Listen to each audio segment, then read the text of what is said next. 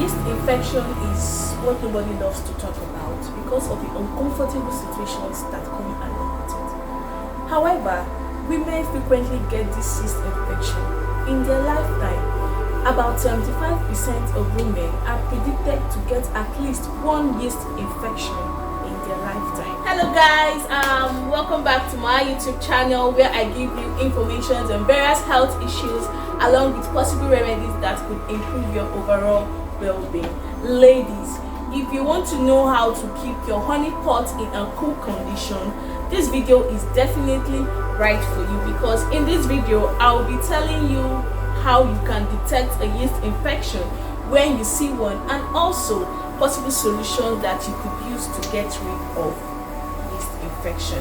So please don't forget to subscribe to my channel, like and comment on the video if you found what I have given to you of great value. So without much further ado, please let's get right into the video. Yeast and bacteria can typically coexist in a balanced manner in the vagina. There is a hormone that takes care of this bacteria, and this hormone is estrogen. It promotes the growth of this bacteria in the vagina. So what this bacteria does to the vagina is to keep it in a healthy state by preventing any dangerous germs that might get into the vagina.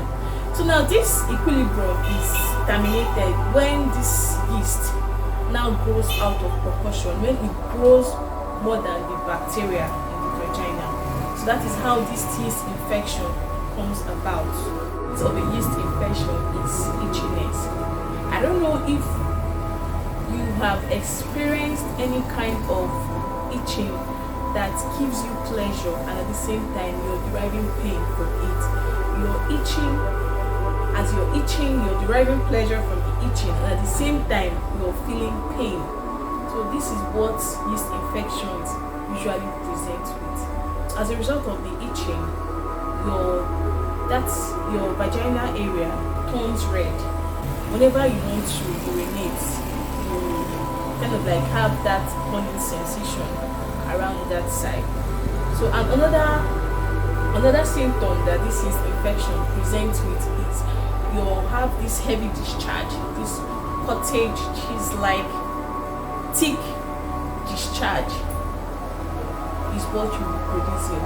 You'll be experiencing that heavy cottage cheese-like discharge. So those are the symptoms that yeast infections present with. So if you see any of these things, if you experience any of these symptoms, you should know that the culprit is what? Yeast. Causes that can predispose you to a yeast infection include hormones. Now your vaginal hormonal balance can shift as a result of changes that occur during pregnancy, breastfeeding or menopause. Also, if you are always taking birth control pills too, so you are prone to have this yeast infection. I've had cases of scenarios where almost all the pregnant women that come to my facility for tests usually have this yeast infection. Yes, so these conditions predispose you. You're a breastfeeding mother too.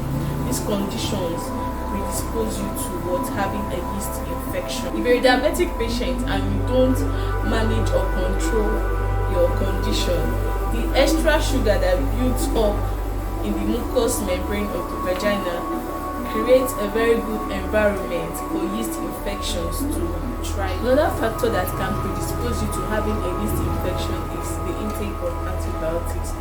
If you abuse the intake of this drug, what you're doing is that you're destroying a significant portion of the beneficial bacteria in your vagina. I have earlier explained that how this yeast infection occurs is when the balance between the bacteria and the yeast is destroyed or is terminated. So if you're always taking antibiotics at every slight illness that you have a tendency of destroying a good amount of beneficial bacteria that you have in your vagina, and this can cause you to have a yeast infection.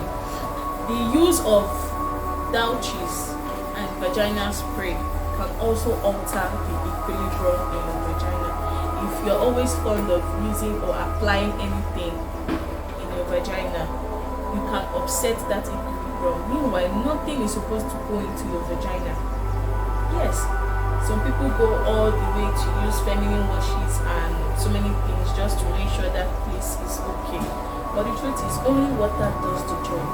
Use water, you clean your vagina very, very well. Only water does the job. Any foreign material that comes into the vagina can offset this balance between the bacteria and the yeast that is in your vagina, and this can result in a yeast infection. Sexual contact can transfer a yeast infection from one person to another. Although this yeast infection is not a sexually transmitted infection, it can still pass through sex. And the reason why I said it's not a sexually transmitted infection is because anybody can have it. So even babies or children who have not even had sex can have this yeast infection. So it is not a sexually transmitted disease, but it can still transfer through sex. So these yeast infections can be treated with antifungal medications. Yes, there are creams that you apply at the vagina, and also there are drugs that you take orally. So combination of this can get rid of a yeast infection. Antibiotic supplements can also help improve the good bacteria that you have in your vagina, thereby decreasing the rate at which this yeast infection can grow. So when you're taking this probiotic supplement, you're improving the amount of good bacteria you have in your vagina. This will reduce the rate at which these yeast infections can overgrow. Thank you for watching this video. Ensure you take care of yourself. Ensure you treat yourself of yeast infection if you have any. See you some other time. And until then, please stay cool to yourself. Stay cool to yourself. Be good to yourself. Love yourself. Take care of yourself. Take care of your honey pot. Take care of that environment. Let that place be good. Like good. Let it be cool. Okay? That place needs some fresh air. Let it be cool.